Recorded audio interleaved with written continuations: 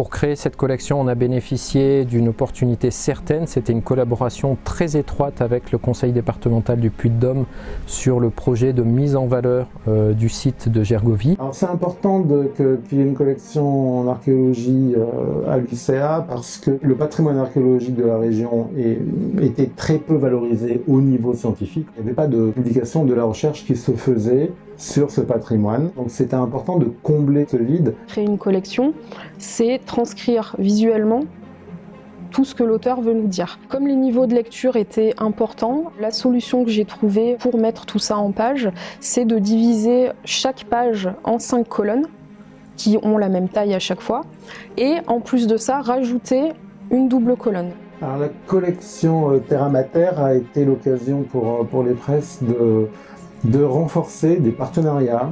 On a travaillé avec le conseil départemental 63, avec les mairies environnantes, notamment autour du plateau de Gergovie, avec l'INRAP. Ce qui a été aussi important dans la création de cette collection, c'est de lui trouver une cohérence graphique.